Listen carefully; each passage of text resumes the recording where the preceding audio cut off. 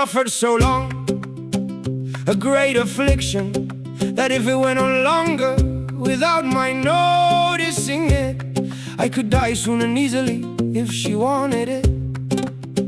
And the beautiful one wouldn't feel any grief from it.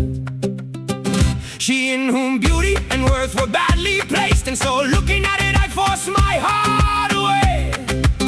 And since she doesn't want me, I'll follow another path, for she doesn't care and doesn't hold it as a loss to lose me, or the beautiful words of my song.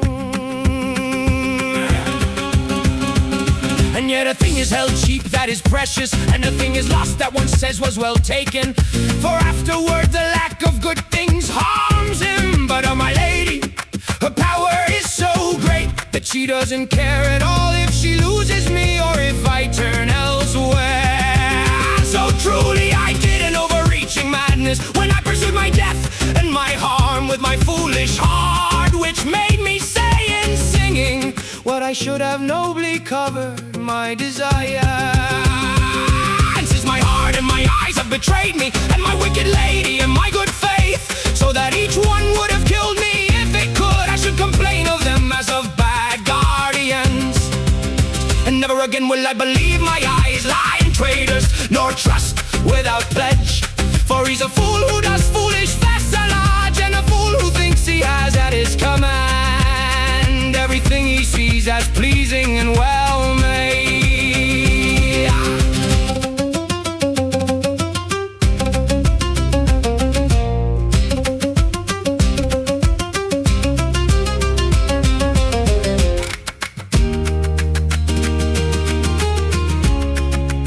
I marvel greatly, since in my lady is so much worth and value, pleasures and courtly words, how it can be that mercy is not there. And I marvel at her in whom is honor, beauty and sense, that love is not there. And I marvel at a lady of high lineage, beautiful and noble, who is of evil lordship, nor how she can act so against her worth that she gives the lie to her frank, humble appearance. Of all this I have great marvel, and since it pleases her that nothing changes there, no more will her cruel reign hold me bridled. Now I leave.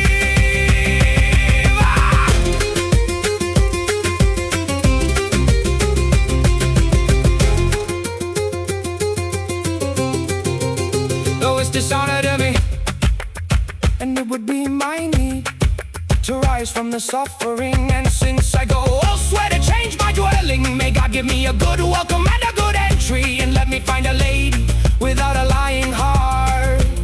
For with an evil lord I've stayed this year. With all this evil and fierce and tyrannical one, I'd still gladly stay if it pleased her more than with another who did more good to me. And since it doesn't please her, I go to such a one for help, from whom pleasing sweetness comes to my heart.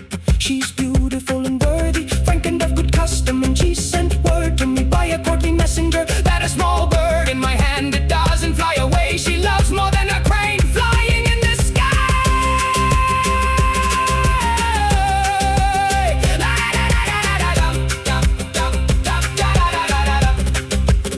Now I have conquered great wisdom from great folly, and I know how to choose the good and the harm of love, and never again will I kill myself begging